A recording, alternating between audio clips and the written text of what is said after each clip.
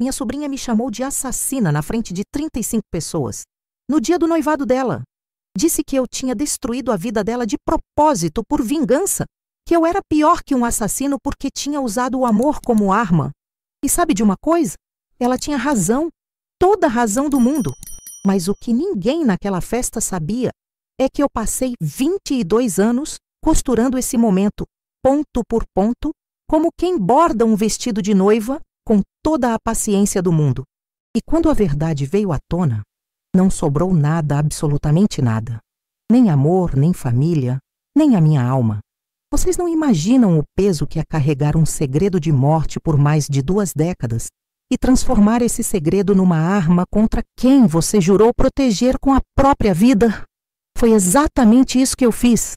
E hoje, sentada aqui nessa casa vazia em Belo Jardim, com 71 anos nas costas e um coração que parece ter 1000, eu entendo que algumas vinganças custam mais caro que o perdão. Algumas decisões a gente passa o resto da vida tentando desfazer, querendo voltar atrás, implorando para o tempo dar uma segunda chance, mas não consegue, porque o tempo não volta e as palavras não se apagam, e o mal que a gente faz fica para sempre gravado na alma de quem a gente machucou. Eu olho para minhas mãos agora, essas mãos velhas, cheias de veias saltadas e manchas de idade, e lembro de quando elas eram jovens, firmes, habilidosas. Costuraram tantos vestidos de noiva ao longo da vida, tantos sonhos, tantas promessas de felicidade. Mas essas mesmas mãos costuraram também a maior desgraça da minha vida e da vida de quem eu mais amava nesse mundo. E não tem perdão que apague isso. Não tem arrependimento que conserte. Só tem o peso e a solidão e a certeza de que eu destruí tudo o que tinha de mais precioso por causa de um ódio que não sabia controlar, que cresceu dentro de mim como um câncer e foi me matando aos poucos, mas antes de me matar completamente, matou tudo que eu amava. Mas deixa eu voltar um pouco e contar desde o começo, porque essa história precisa ser contada direito, do jeito que aconteceu, sem pressa e sem mentira. Precisa ser contada porque talvez, só talvez, alguém que esteja ouvindo isso agora, alguém que também carrega ódio no peito, possa aprender com o meu erro antes que seja tarde demais. Antes que faça o que eu fiz e perca tudo o que tem de valor na vida. Antes de continuar, se você gosta de histórias de vingança e superação, se inscreva no canal e conte aqui nos comentários de onde está nos ouvindo. A gente ama saber até onde nossas histórias chegam. E se você conhece alguém que precisa ouvir isso, compartilha com essa pessoa. Às vezes uma história é o que a gente precisa para acordar antes de cometer uma besteira sem volta. Meu nome é Carmozina Bezerra da Silva. Tenho 71 anos e nasci aqui mesmo, no interior de Pernambuco, numa cidade pequena chamada Garanhuns. Minha vida inteira foi nessa cidade, entre ladeiras de pedra, casas coladas umas nas outras, o cheiro de chuva no sertão e o som dos sinos da igreja. Era uma cidade onde todo mundo conhecia todo mundo, onde não tinha segredo que durasse mais de um dia, onde as fofocas corriam mais rápido que o vento. Mas mesmo assim, eu guardei um segredo por 22 anos. Um segredo que me comeu por dentro, que me transformou noutra pessoa, que fez de mim algo que eu nunca pensei que seria capaz de ser. Passei a vida inteira costurando vestido de noiva. 45 anos com agulha na mão, tecido no colo e sonhos dos outros nas pontas dos dedos. Fiz mais de 400 vestidos ao longo desses anos todos. Cada um deles levava semanas de trabalho cuidadoso. Cada ponto era uma prece para que aquela moça fosse feliz no casamento, para que construísse uma família bonita, para que tivesse o final feliz que toda mulher sonha. Eu acreditava nisso, sabe? Acreditava que o amor vencia tudo, que família era sagrado, que Deus via tudo e fazia justiça no tempo certo. Acreditava que as coisas ruins aconteciam por um motivo maior, que no final tudo se resolvia, que bastava ter fé e esperar. Que besteira! Que ingenuidade cruel! A vida me ensinou do jeito mais doloroso possível que justiça divina é uma mentira que a gente conta para si mesmo quando não tem coragem de fazer o que precisa ser feito, ou quando tem coragem demais e faz o que não devia. Morava numa casa simples de 3 cômodos na Rua das Flores, bem pertinho da igreja de São Sebastião. Dava para ouvir os sinos de casa, todo domingo de manhã às 7 horas, chamando o povo para a missa das 8. Eram 3 badaladas longas que ecoavam pelas ladeiras de pedra da cidade, e eu sempre achei aquele som reconfortante, como se Deus estivesse me chamando para o colo. Acordava todo dia às 5 da manhã, antes mesmo do galo cantar, para fazer o café e começar a costura antes do sol esquentar demais.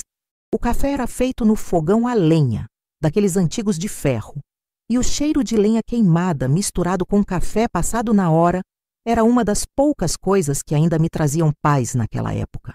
A casa era humilde, mas era limpa, sempre muito limpa e arrumada, cheia de luz natural que entrava pelas janelas grandes.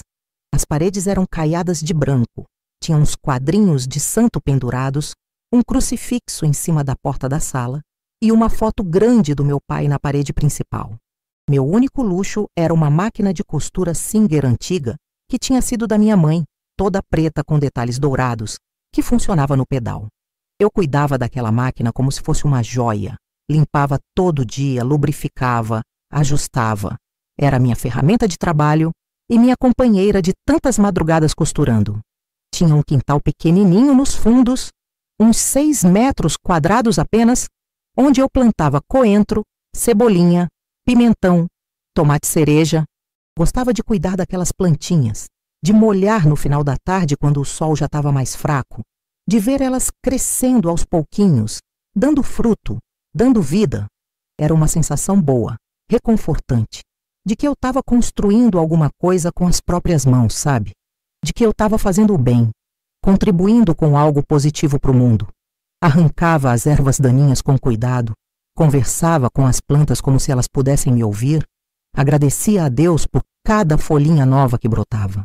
Nunca, nem nos meus piores pesadelos, pensei que um dia eu ia usar essas mesmas mãos que cuidavam de plantas com tanto carinho para destruir vidas humanas, para manipular sentimentos, para tecer uma teia de vingança que arruinaria tudo.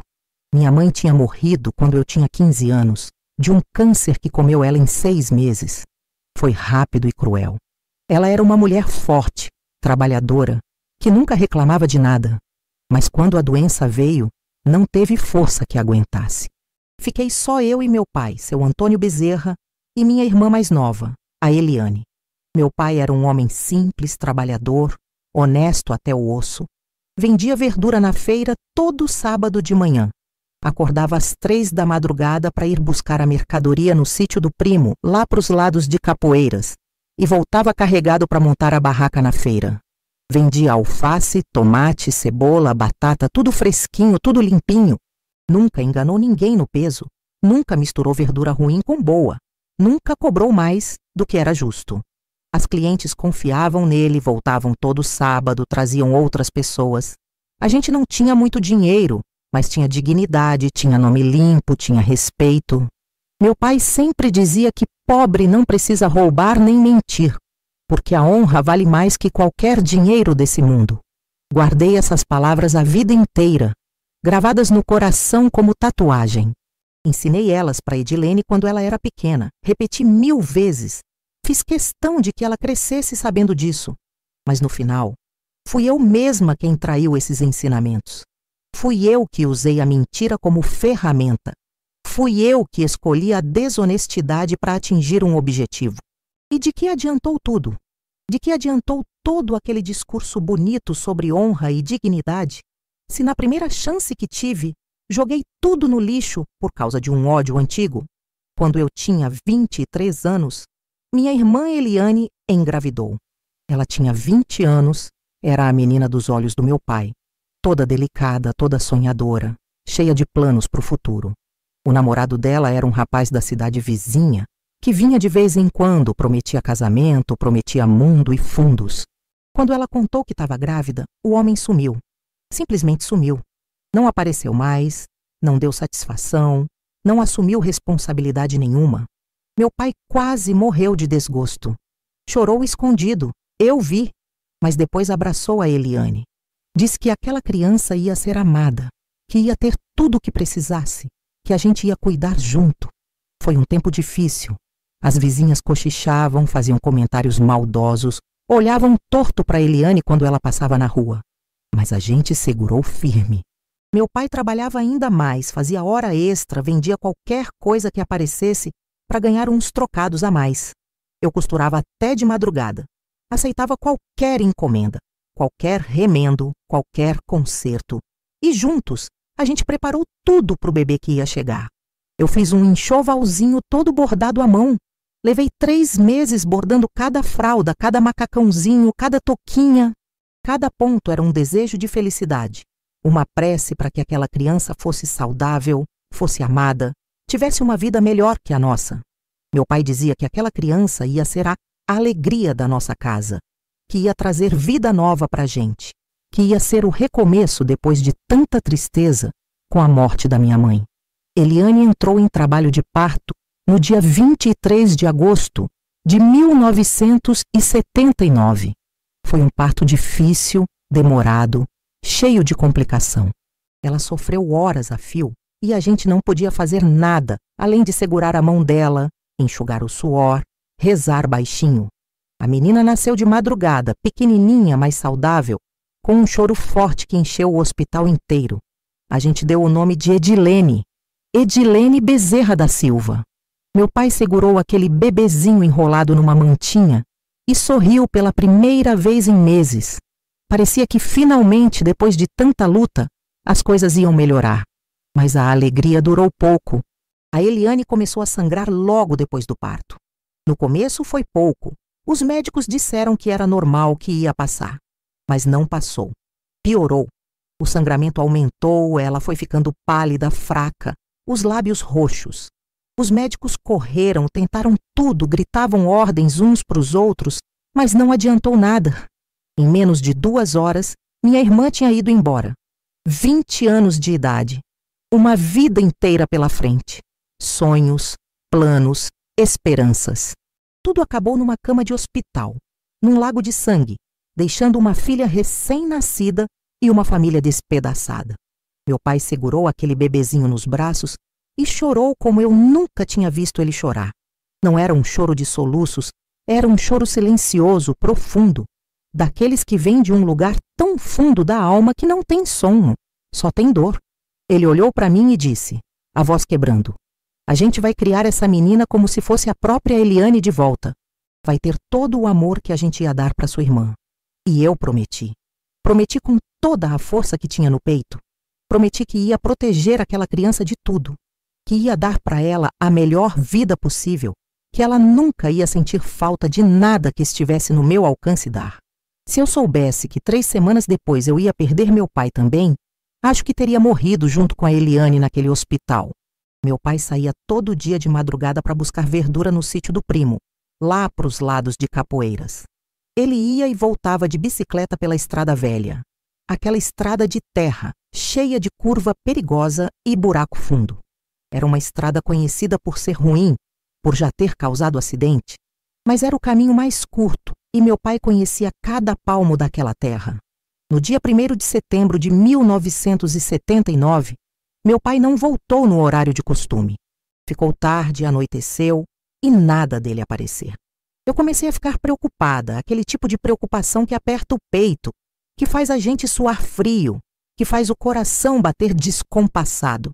Saí com os vizinhos para procurar. Levamos lanterna porque já era noite fechada. Foi o compadre Zé Pequeno que achou ele primeiro. Gritou meu nome de um jeito que eu nunca vou esquecer. Um grito de horror, de choque. Quando cheguei perto, vi. Meu pai estava caído na beira da estrada. O corpo torto, a cabeça quebrada, sangue por todo lado. A bicicleta estava destruída uns metros mais adiante. As rodas entortadas, o guidão arrancado. Parecia que um carro tinha batido nele com força e fugido sem prestar socorro. Desabei ali mesmo, caí de joelhos na terra, abracei meu pai e gritei até perder a voz. Os vizinhos tiveram que me arrancar de lá à força. A polícia veio, olhou o corpo, olhou a bicicleta, olhou em volta, anotou umas coisas no caderninho e disse que ia investigar. Mas eu sabia que não iam investigar nada. Pobre morto na estrada era tratado como estatística, não como gente. Arquivaram como acidente e pronto. Caso encerrado, Uma vida apagada como se fosse nada. Eu fiquei com a Edilene no colo, com 25 anos de idade, sem pai, sem mãe, sem irmã, sem ninguém no mundo além daquele bebezinho que chorava de fome e de frio, tentando entender como Deus podia ser tão cruel, como podia tirar tudo de uma pessoa de uma vez só, como podia deixar uma moça sozinha no mundo com uma criança para criar, e nenhuma explicação que fizesse sentido. Passei os 3 primeiros meses num estado de choque profundo. Cuidava da Edilene mecanicamente, dava mamadeira, trocava fralda, ninava quando ela chorava. Mas por dentro eu estava completamente morta. Não chorava mais, porque não tinha mais lágrima. Não sentia mais nada, só um vazio imenso, um buraco negro onde antes tinha vida. Costurava porque precisava ganhar dinheiro para comprar leite, comprar fraldas, pagar as contas. Mas era tudo automático, sem sentir, sem pensar, sem viver de verdade. Até que numa noite de dezembro, tudo mudou. Eu estava voltando da casa de uma cliente que tinha encomendado um vestido de batizado. Já era quase 10 horas da noite e passei na frente da mercearia do seu Severino Justino.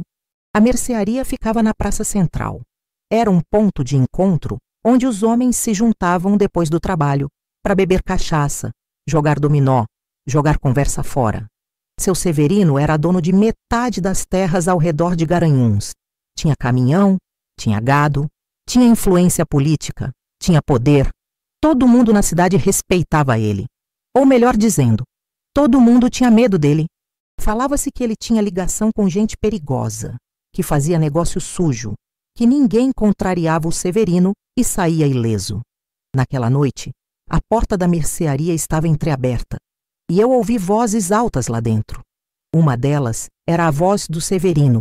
Estava meio arrastada, engrolada, claramente bêbado. Eu ia passar direto, mas alguma coisa me fez parar. Não sei se foi intuição, se foi o destino, se foi o próprio demônio querendo me mostrar algo que eu não devia ver. Mas eu parei. Fiquei ali encostada na parede ao lado da porta, escondida na sombra, e escutei. Severino estava falando alto, rindo, contando alguma história para o compadre Lindalvo. E então eu ouvi ele dizendo: "Foi sem querer, mas o velho viu o que não devia, compadre. Eu estava transportando aquela carga de Recife, tu sabe, mercadoria quente, televisão roubada, rádio, um monte de coisa. E o desgraçado estava lá parado na beira da estrada, bem na curva, vendo tudo que eu estava carregando. Olhou para mim, olhou para a carga, e eu vi nos olhos dele que ele tinha entendido. Não deu outra, tive que resolver ali mesmo. Acelerei e bati com o caminhão. Foi rápido. Ele nem teve tempo de gritar. Meu sangue gelou. Meu coração parou de bater por um segundo. Senti as pernas bambas, a cabeça leve, tudo girando ao meu redor. Fiquei paralisada atrás daquela porta. As pernas tremendo tanto que mal conseguia ficar de pé.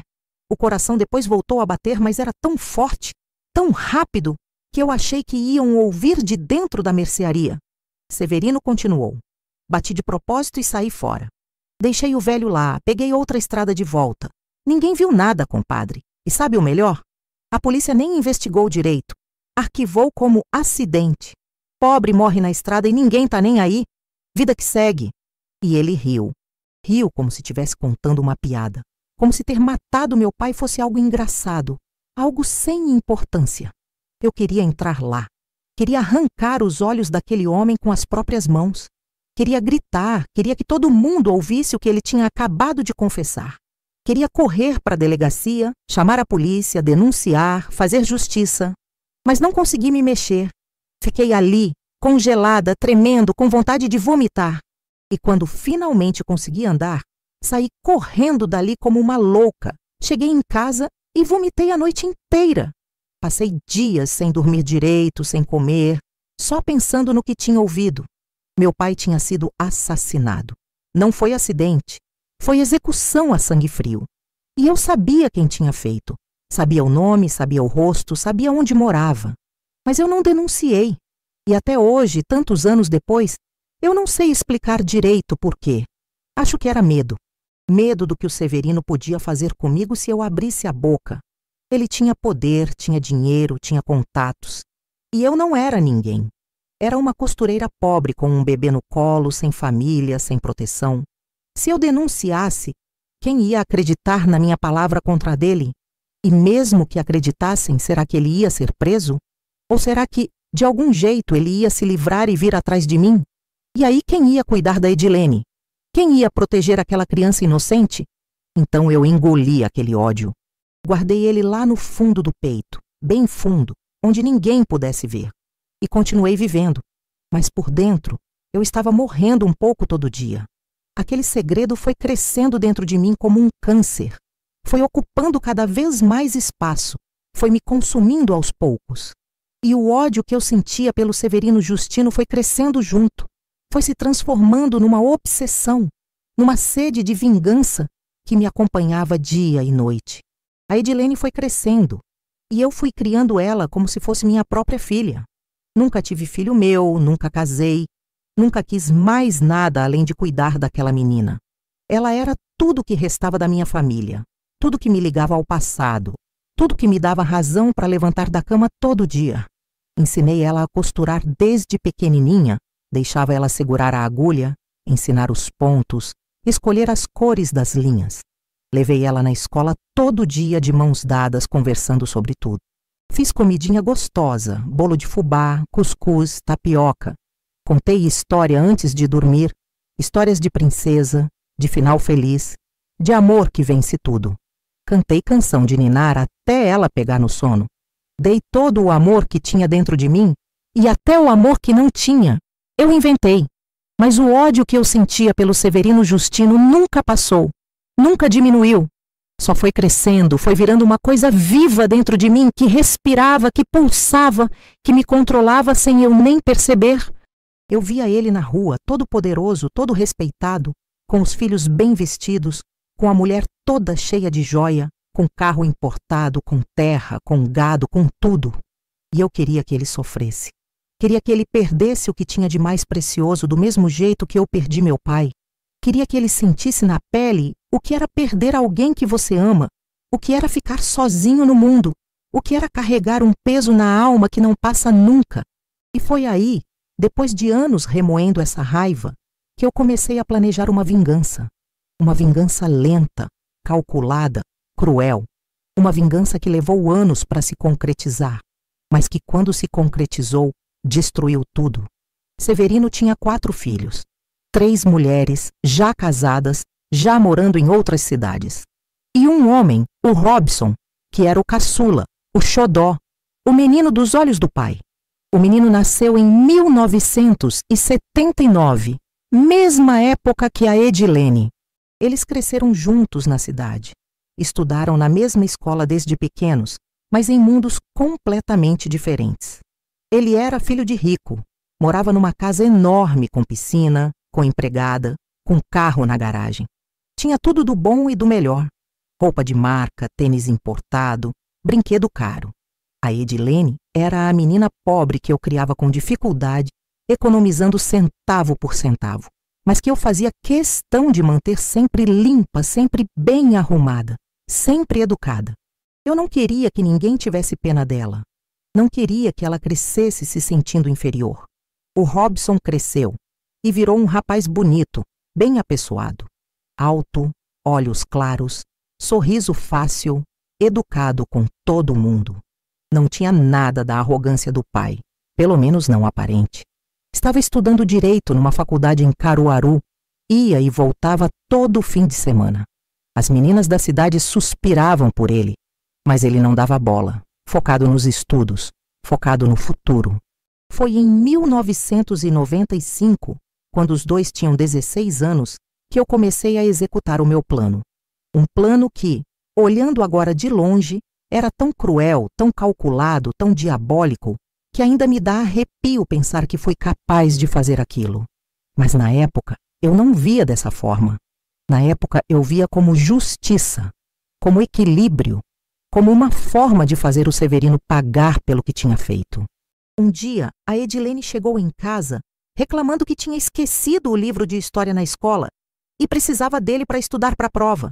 Eu disse: "Deixa que eu vou buscar para você, menina. Você fica aqui descansando." Fui até a escola, Mas não fui no horário que ela tinha pedido. Fui mais tarde, na hora que eu sabia que o Robson ia estar saindo da aula dele. Esperei ele aparecer no corredor, fingi que estava passando por acaso, cumprimentei, puxei conversa. Falei que conhecia a família dele, que achava ele um rapaz muito educado, muito estudioso. Ele sorriu, meio sem jeito, agradeceu, ficou alguns minutos conversando comigo. Conversa boba, sobre escola, sobre o tempo, sobre nada. Mas a semente tinha sido plantada. Comecei a fazer isso com frequência. Toda vez que eu via o Robson na rua, na praça, na feira, eu cumprimentava, puxava assunto. Perguntava dos estudos, da família, da vida dele. Elogiava. Dizia que ele era um exemplo de rapaz, que a mãe dele devia ter muito orgulho, que ele ia longe na vida. E quando chegava em casa, eu sempre comentava alguma coisa com a Edilene. Jogava uma frase aqui, um comentário ali. Encontrei o Robson hoje. Que rapaz educado. Ele estuda tanto, vai ser um advogado importante. A mãe dele tem sorte de ter um filho assim. No começo, a Edilene ouvia sem dar muita importância. Mas eu percebia que ela ficava curiosa. Ela fazia pergunta. O Robson falou de mim? Ele é bonito, tia. Será que ele já tem namorada? E eu respondia sempre com cuidado, sempre plantando mais curiosidade, mais interesse. Aí, eu comecei a criar situações para que eles se encontrassem. A Edilene sempre ia na missa de domingo. E eu descobri que o Robson também ia com a família toda. Comecei a chegar na igreja mais cedo para garantir que a gente sentasse perto da família Justino. Cumprimentava a dona Severina, a mãe dele, trocava umas palavras, falava do tempo, da missa, de nada demais. Era tudo muito sutil, muito natural, ninguém desconfiava de nada. E depois da missa, no átrio da igreja, eu sempre dava um jeito de a Edilene ficar perto do Robson. Ele cumprimentava, ela respondia toda tímida, e eu ficava observando de longe, tecendo aquela teia devagar. Teve uma festa junina na praça, daquelas grandes com barraca de comida, fogueira, forró a noite inteira. Eu levei a Edilene e, de propósito, fiquei circulando perto da barraca onde a família Justino estava. O Robson estava ali, com uns amigos conversando, rindo. Eu dei um jeitinho de empurrar a Edilene sem querer. Ela esbarrou no Robson. Ele pediu desculpa, mesmo sem ter culpa. Ela ficou vermelha de vergonha. Eles riram juntos, trocaram algumas palavras. Foi o primeiro contato direto deles, fora os cumprimentos de igreja. E quando chegamos em casa naquela noite, a Edilene não parava de falar. Tia, o Robson é tão simpático. Ele falou comigo, pediu desculpa, foi tão educado. Eu sorri e disse, eu não falei, menina. Rapaz bom esse. Durante 6 meses, eu fui tecendo essa aproximação com a paciência de quem tece renda. Um ponto aqui, um ponto ali.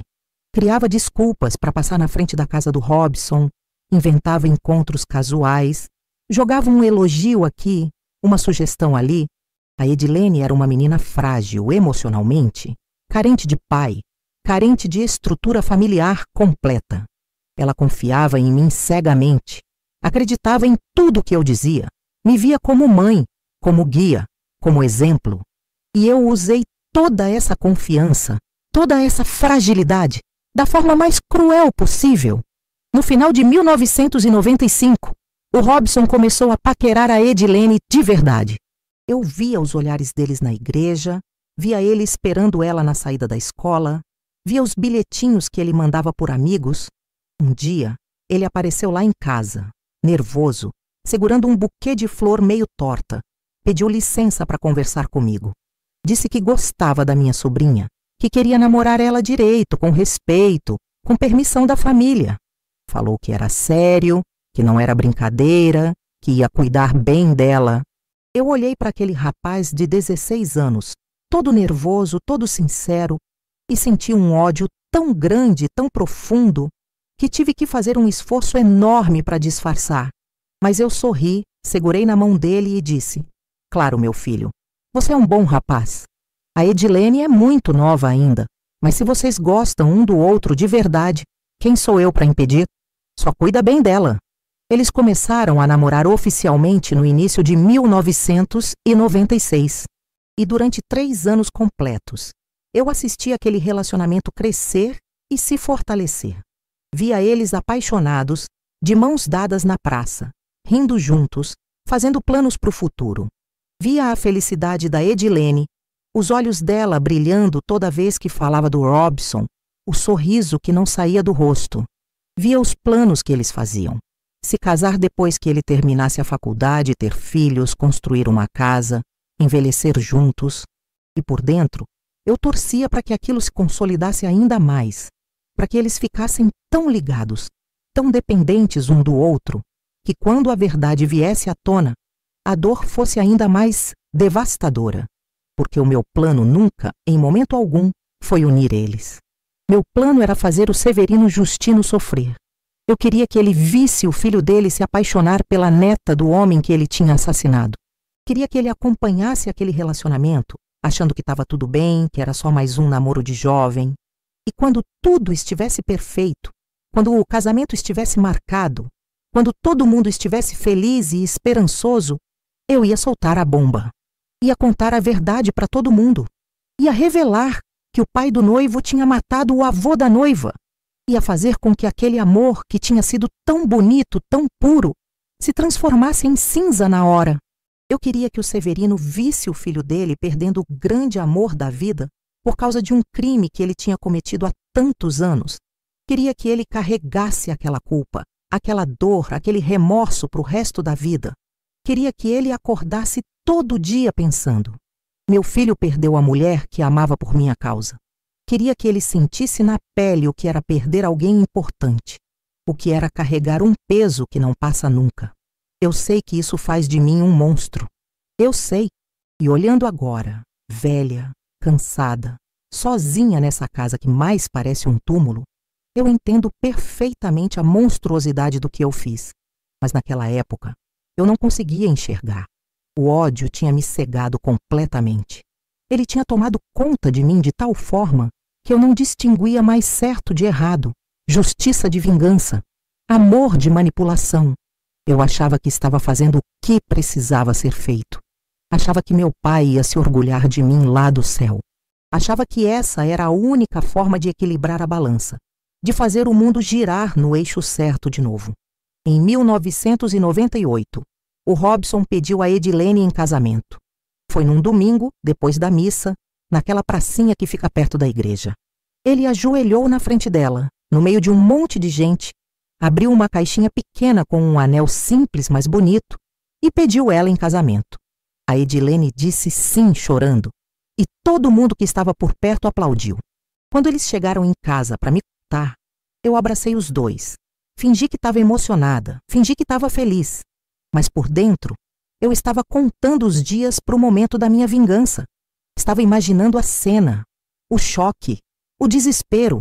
Estava sentindo um prazer doentio só de pensar no sofrimento que eu ia causar.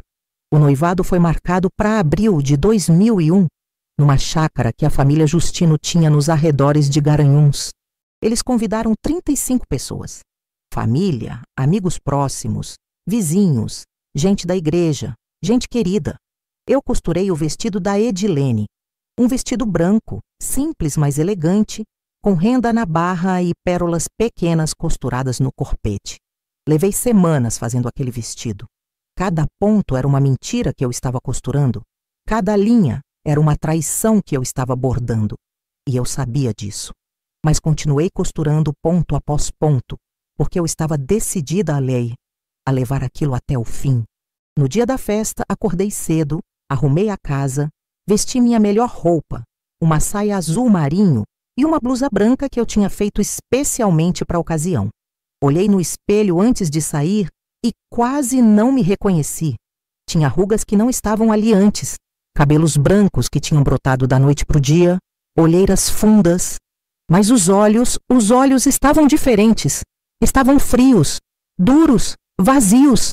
Não eram mais os olhos da Carmosina costureira, da Carmosina que criava criança com amor, da Carmosina que acreditava em Deus e em justiça divina.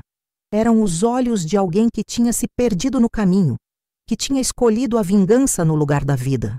Cheguei na chácara cedo. O lugar estava lindo. todo enfeitado com flores naturais, com toalhas de renda nas mesas, com uma mesa enorme cheia de comida. Bolo de rolo, doce de leite, cocada, tapioca, carne de sol, feijão verde, arroz de leite, tudo caprichado. Tinha música ao vivo, um trio de forró, tocando baixinho enquanto os convidados chegavam. Todo mundo feliz, todo mundo sorrindo, cumprimentando uns aos outros. O Severino estava lá, de terno cinza, recebendo os convidados como um rei, apertando mão, dando abraço, rindo alto. A dona Severina, toda elegante num vestido cor-de-rosa, organizava os últimos detalhes. Falava com as cozinheiras, ajeitava as flores. O Robson não parava de sorrir, ansioso, olhando para a entrada toda hora, esperando a Edilene chegar. Eu me sentei num canto, observando tudo, sentindo o coração bater cada vez mais rápido. As mãos suavam, a boca estava seca. Eu sabia o que ia fazer. Tinha ensaiado 1000 vezes na minha cabeça. Mas agora que o momento estava chegando, uma parte de mim, pequena mas presente, começava a duvidar. Começava a se perguntar se aquilo tudo valia a pena. Mas era tarde demais para voltar atrás. Tarde demais para mudar de ideia. A vingança tinha virado uma obsessão de 22 anos e eu não conseguia mais parar. Quando a Edilene chegou, o mundo inteiro parou. Ela desceu do carro que o Robson tinha mandado buscar ela e todo mundo se virou para olhar. O vestido que eu tinha costurado ficou perfeito nela. Brilhava no sol da tarde. A renda balançava com o vento, as pérolas pequenas refletiam a luz. Ela estava linda, radiante, com o cabelo preso num coque simples e uma flor branca no lado. Os olhos dela brilhavam de felicidade. O sorriso era largo, sincero. Ela procurou por mim com os olhos e, quando me achou, acenou. Caminhou até onde eu estava, me abraçou apertado e sussurrou no meu ouvido. Obrigada por tudo, tia. Obrigada por ter cuidado de mim, por ter me criado, por ter me dado tanto amor. Eu não teria chegado aqui sem a senhora. E aquele abraço, aquelas palavras, me cortaram como uma faca afiada. Pela primeira vez em 22 anos, eu senti uma pontada de culpa, uma pontada de remorso. Uma voz pequena na minha cabeça gritando: não faça isso, não destrua o que você construiu. Mas eu empurrei aquela voz para baixo, bem fundo, onde ela não pudesse me alcançar, e continuei firme no meu plano. A festa começou. Tinha comida farta, bebida gelada, música boa, todo mundo conversando, rindo, celebrando. O padre local, Padre Geraldo, fez uma bênção bonita, falou sobre o amor, sobre construir uma família com fé e respeito, sobre os desafios que vêm, mas que o amor verdadeiro vence tudo. Eu escutei tudo em silêncio, cada palavra soando como uma acusação. Então chegou a hora dos discursos. O Severino falou primeiro. Subiu num pequeno palco improvisado, pegou o microfone e disse, com aquela voz grossa e confiante: eu tô muito feliz hoje. Feliz de ver meu filho realizando o sonho de construir uma família. A Edilene é uma moça de caráter, uma moça trabalhadora, educada, e eu tenho orgulho de receber ela na nossa família. Tenho certeza que eles vão ser muito felizes juntos e que vão me dar netos bonitos para eu estragar. Todo mundo riu, aplaudiu, e cada palavra dele me dava vontade de gritar, de levantar e gritar que ele era um assassino, que tinha matado meu pai, que não merecia aquela felicidade toda. Mas eu esperei. Esperei até o Robson pegar o microfone. Ele agradeceu aos pais, aos amigos, a Edilene por ter aceitado se casar com ele. E então olhou para mim, diretamente para mim e disse: eu queria agradecer especialmente a tia Carmosina. A senhora sempre acreditou no nosso amor desde o começo. Sempre nos apoiou, sempre nos incentivou. Sem a senhora, tia, a gente não estaria aqui hoje.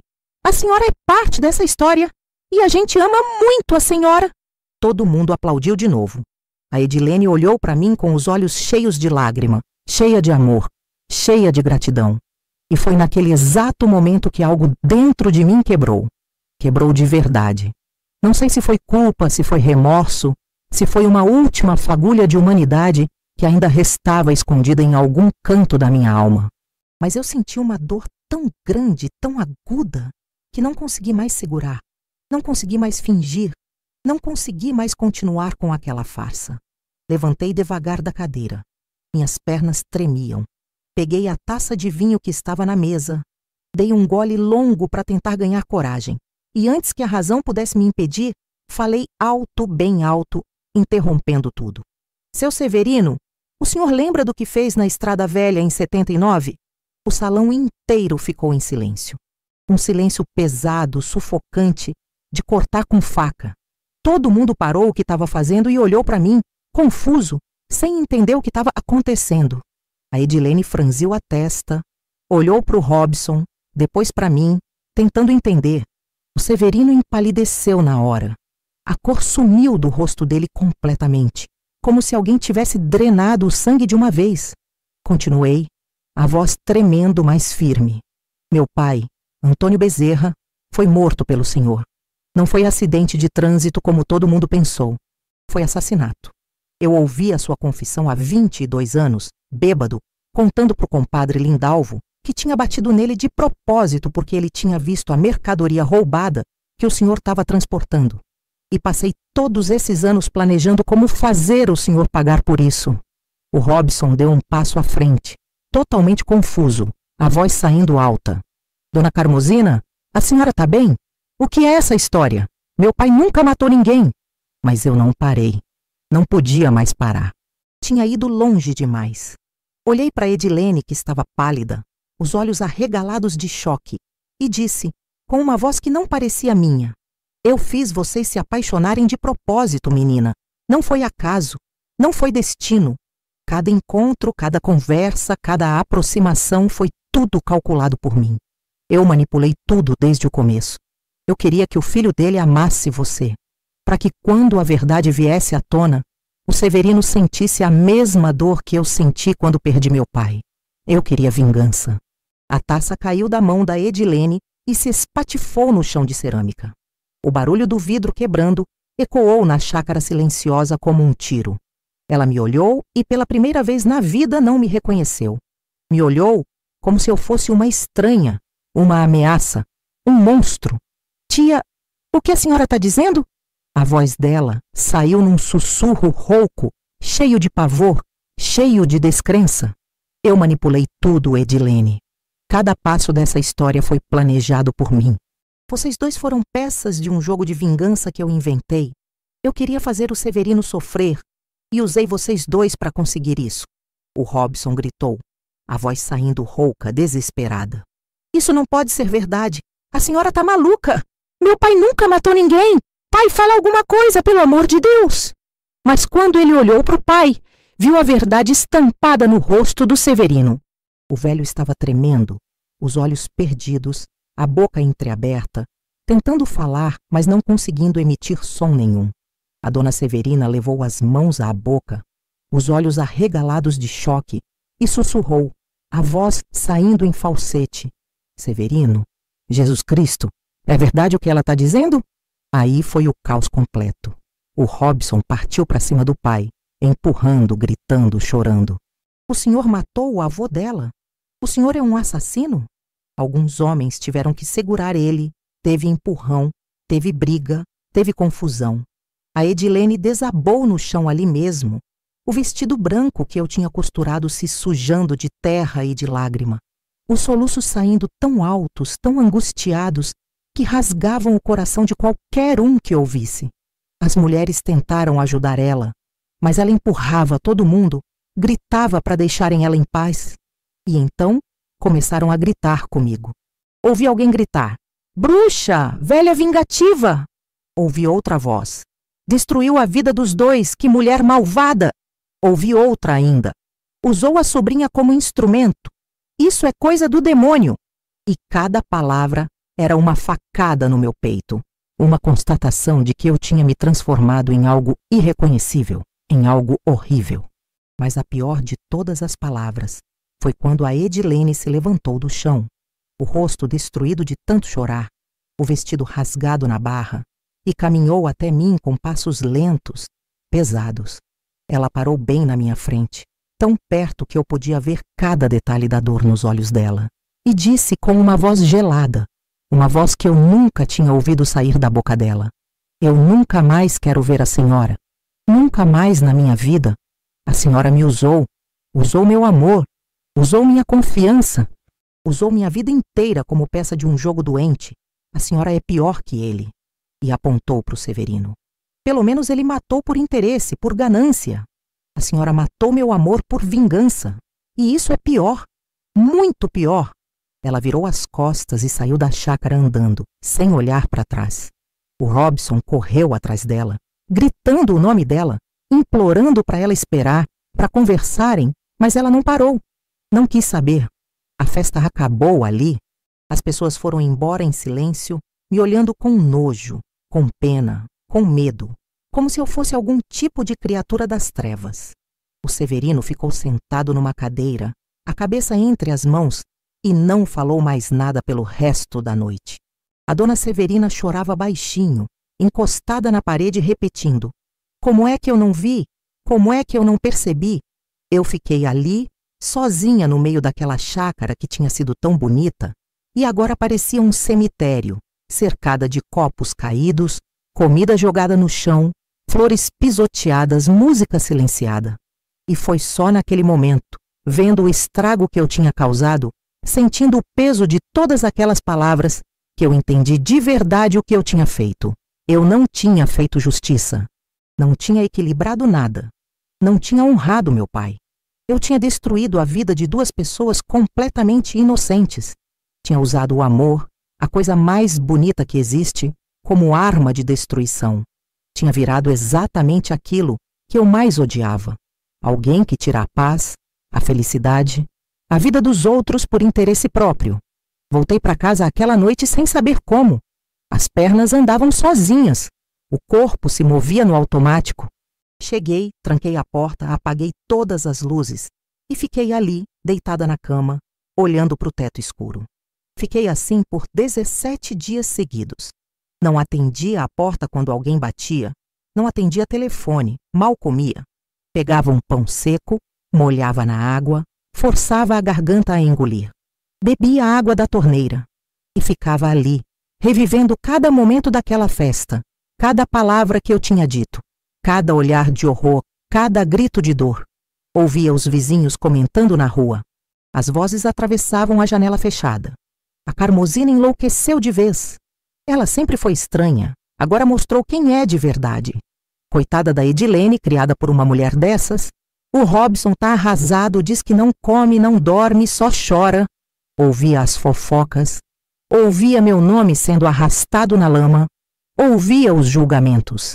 E eu merecia cada palavra, cada acusação, cada condenação. No 18º dia, recebi uma visita que eu não esperava.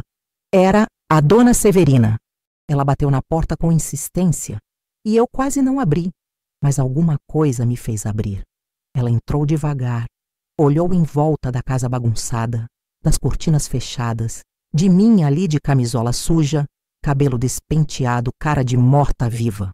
Me olhou com uma mistura estranha de tristeza e compreensão e disse com uma voz cansada: Carmosina, eu sempre soube o que meu marido fez. Ele me contou anos atrás, numa madrugada, bêbado, depois de uma briga feia que a gente teve. Confessou chorando, pediu perdão, disse que era um peso que ele carregava todo dia. Eu carreguei esse segredo também, todos esses anos. Fiquei calada. E sei que você sofreu tanto, tanto, que enlouqueceu de dor. Mas olha, Carmosina, olha só o que você fez com esses meninos. Ela tirou uma carta velha da bolsa, amarelada pelo tempo, as bordas gastas, e me entregou com cuidado. Achei isso há muitos anos numa gaveta velha que o Severino tinha guardada no depósito. Acho que ele pegou do seu pai no dia que aconteceu. Acho que você precisa ler. Ela saiu sem dizer mais nada, fechando a porta devagar atrás dela. Fiquei com aquela carta na mão por horas, sem coragem de abrir. Mas finalmente abri e quase desabei de novo. Era a letra do meu pai. Reconheci na hora. Aquela letra inclinada, meio tremida, mas firme. A carta estava datada de 28 de agosto de 1979, 4 dias antes dele morrer. Dizia assim: Minha filha Carmosina, se algum dia algo acontecer comigo, Quero que você saiba que eu vi coisas que não devia ter visto. Sei que tem gente má nessa cidade. Gente que faz negócio errado, que não tem medo de Deus nem de nada. Mas não quero que você busque vingança se algo me acontecer. Carmosina, minha filha querida, vingança não traz ninguém de volta. Só gera mais dor, mais sofrimento, mais destruição. Cuida da sua irmã, cuida do bebê que vem chegando e vive sua vida com amor. Não deixa o ódio tomar conta de você, porque ódio é veneno que mata a gente por dentro antes de matar qualquer outra pessoa. Seja forte, mas seja boa. Seu pai que te ama para sempre, Antônio. Desabei ali mesmo no chão da sala, segurando aquela carta contra o peito, chorando como não chorava desde o dia que ele morreu. Meu pai tinha previsto tudo. Tinha escrito aquelas palavras sabendo que alguma coisa podia acontecer com ele. E tinha me pedido, me suplicado, para não fazer exatamente o que eu passei 22 anos planejando fazer. Eu tinha ignorado o último desejo do homem que eu mais amava no mundo. Tinha pisoteado em cima das palavras dele. Tinha escolhido o ódio em vez do amor, a vingança em vez do perdão, a destruição em vez da vida. 3 meses depois daquela festa maldita, soube que a Edilene e o Robson tinham terminado o noivado oficialmente. Não foi porque o amor tinha acabado. Pelo contrário, eles ainda se amavam, mas ela não suportava olhar para ele e lembrar de tudo que eu tinha feito. Não suportava lembrar que o amor deles, aquele amor tão bonito, tão puro, tinha nascido de uma mentira, de uma manipulação cruel. Ela disse que tudo estava envenenado, que não conseguia mais confiar em nada que tinha vivido, que cada memória feliz agora era contaminada pela revelação de que tinha sido tudo armado. O Robson tentou lutar pelo relacionamento. Implorou, chorou, disse que o amor deles era real, que não importava como tinha começado. Mas ela não quis. Disse que não conseguia mais olhar para ele sem ver o rosto do pai dele, sem lembrar que o pai dele tinha matado o avô dela, sem sentir nojo de toda aquela situação. Fiquei sabendo pelos comentários que corriam pela cidade que o Robson ficou meses trancado em casa, que tinha entrado em depressão profunda, que tinha largado a faculdade de Direito faltando só 1 ano para se formar, que não comia, não dormia, só chorava e se culpava por algo que nem era culpa dele. E eu sentia cada notícia como um peso no peito, como uma confirmação do monstro que eu tinha virado. 1 ano inteiro se passou. 1 ano de silêncio, de solidão, de arrependimento que não servia para nada, porque o estrago já estava feito e não tinha volta. Continuei costurando para sobreviver, mas as clientes foram sumindo aos poucos. Ninguém queria vestido de noiva, feito pela mulher que tinha destruído um casamento. Ninguém queria confiar numa pessoa capaz de fazer o que eu fiz. Fui perdendo trabalho, fui perdendo dinheiro, fui perdendo o pouco que me restava de dignidade. Foi então que, numa tarde quente de abril de 2002, a Edilene apareceu na minha porta. Fazia mais de 1 ano que eu não via ela. Estava diferente, mais magra, com olheiras fundas, o cabelo comprido preso de qualquer jeito num rabo de cavalo. Usava uma roupa simples, um vestido surrado. Entrou sem pedir licença, sem cumprimentar, e ficou me encarando em silêncio por uns minutos, que pareceram horas. Aí, ela falou com uma voz cansada, sem emoção. Eu vim aqui porque preciso dizer uma coisa para a senhora, e depois eu vou embora e não volto mais. A senhora matou meu amor para vingar o seu pai.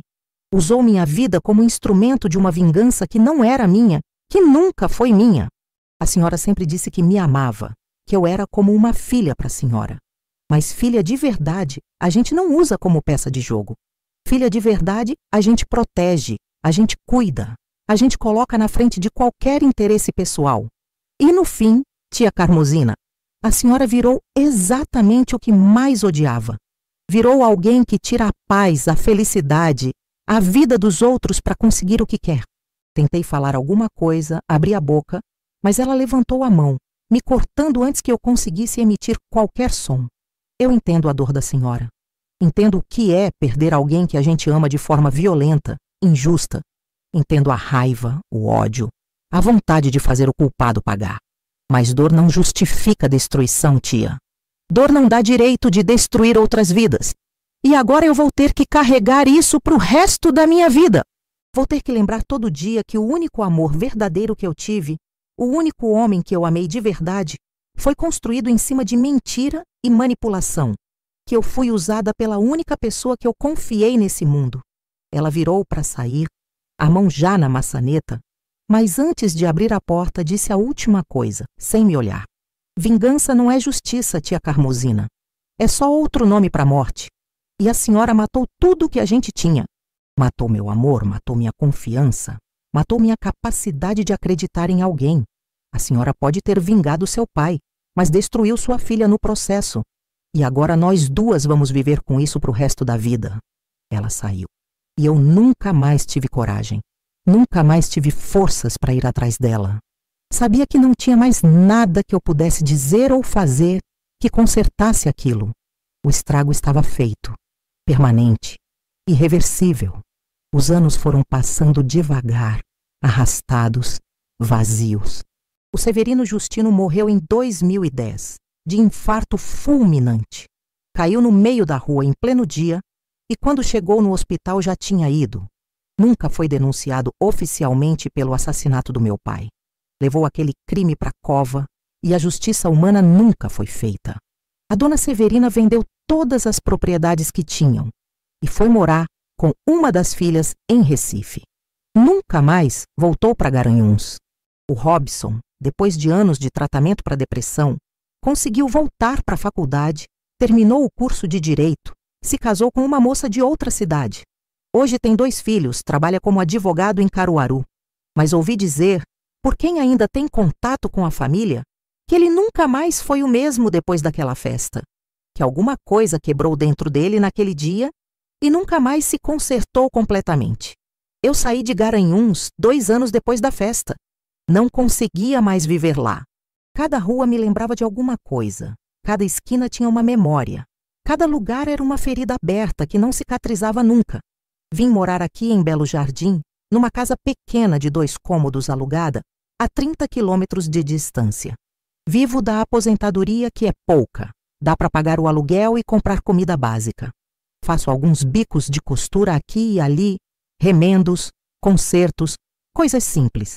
Mas nunca mais costurei um vestido de noiva. Não consigo. Não suporto nem olhar para tecido branco, para renda, para qualquer coisa que lembre casamento, que lembre amor, que lembre o que eu destruí. A Edilene me visita 2 vezes por ano. No Natal, porque a data obriga, e no meu aniversário, por algum resquício de obrigação moral que ela ainda carrega. Fica meia hora, bebe um café que eu preparo com as mãos tremendo, pergunta se eu tô bem de saúde, se preciso de alguma coisa e vai embora. A gente não fala sobre o passado, não fala sobre a festa, não fala sobre o Robson, não fala sobre nada que importe de verdade. É como se aquilo tudo tivesse sido apagado da nossa história. Mas não foi. Não tem como apagar. Tá tudo lá, vivo, sangrando, latejando entre nós duas. Um abismo intransponível de mágoa, de arrependimento, de dor. Hoje, com 71 anos, o corpo cansado e a alma ainda mais cansada, eu entendo perfeitamente que algumas vinganças custam mais caro que o perdão. Entendo que, quando a gente deixa o ódio guiar nossa vida, quando a gente escolhe a vingança em vez do amor, a gente perde o que tem de mais humano, de mais sagrado dentro da gente. Eu queria fazer justiça, mas justiça de verdade não destrói inocentes. Justiça de verdade não usa amor como arma. Eu queria que o Severino pagasse pelo que tinha feito, e ele pagou de certa forma. Mas quem pagou o preço mais alto foi a Edilene, foi o Robson, fui eu mesma. E sabe o que é pior, o que me assombra nas madrugadas em claro? Mesmo depois de tudo, mesmo depois de ter visto o estrago completo, tem dia que eu olho para o retrato velho do meu pai pendurado na parede e ainda sinto raiva. Ainda sinto que ele merecia vingança. Ainda sinto que eu tinha algum direito de fazer aquilo que fiz. E isso me assusta profundamente, porque significa que o ódio não morre fácil. Significa que a vingança é um veneno que continua correndo nas veias, mesmo depois que o estrago já está todo feito, depois que tudo já foi destruído. Mas se tem uma coisa que eu aprendi nesses anos todos de solidão absoluta, de silêncio sepulcral, é que a gente pode, sim, escolher o que faz com a dor. A dor vem inevitável, mas a resposta a ela é uma escolha. Eu escolhi transformar a minha dor em destruição. Escolhi usar meu sofrimento como justificativa para causar mais sofrimento. E destruí tudo. Minha família, minha dignidade, minha humanidade. Destruí o futuro de duas pessoas que não tinham culpa de nada, que eram inocentes, que só queriam amar e ser felizes. E agora, eu vivo com esse peso. Acordo todo dia sabendo que não tem volta, que não tem perdão que apague o que eu fiz, que não tem arrependimento, por mais profundo que seja, que devolva aqueles anos para Edilene e para o Robson. Hoje eu entendo perfeitamente o que meu pai quis dizer naquela carta que ele escreveu dias antes de morrer. Vingança não traz ninguém de volta, não traz paz, não traz fechamento. Só gera mais dor, mais sofrimento, mais destruição que se espalha como ondas num lago. Você joga uma pedra de vingança e as ondas vão longe, atingindo gente que nem estava perto da margem. E quando você percebe, quando você finalmente abre os olhos e vê o que fez, já perdeu tudo duas vezes. Perdeu quem você amava no começo e perdeu quem ainda restava no fim. Então eu deixo aqui essa história, essa confissão dolorosa, não para me redimir, porque sei que não tem redenção para o que eu fiz. Deixo como um aviso, como um grito de alerta para quem ainda está a tempo de escolher diferente. Se você está ouvindo isso agora e carrega ódio antigo no peito, se você está planejando vingança, se você acha que fazer alguém pagar vai te trazer paz, por favor, pense 2 vezes, pense 10 vezes, porque vingança é uma ilusão cruel que promete justiça, mas entrega apenas destruição. E no final você vai olhar em volta e perceber que destruiu tudo, inclusive a si mesmo. Se essa história te tocou de alguma forma, se você já passou por algo parecido, se conhece alguém que está nesse caminho perigoso de ódio e vingança, se inscreve no canal e deixa seu like. Conta aqui nos comentários o que você faria no meu lugar. Será que eu merecia perdão? Será que existe perdão para um erro desse tamanho? Eu sinceramente não sei mais. Só sei que vivo com as consequências todo santo dia. E que se eu pudesse voltar no tempo, eu teria rasgado aquele plano maldito, teria abraçado minha menina com toda a força que eu tinha e teria deixado a justiça nas mãos de Deus, onde sempre deveria ter ficado. Mas não dá para voltar. Só dá para contar a história, carregar o peso e torcer para que alguém aprenda com ela o que eu não aprendi a tempo. Que nenhuma vingança vale a pena quando o preço é a alma da gente. Que no final, o ódio mata a gente antes de matar qualquer outra pessoa. E que algumas escolhas a gente carrega para sempre, até o último suspiro, até o último batimento do coração.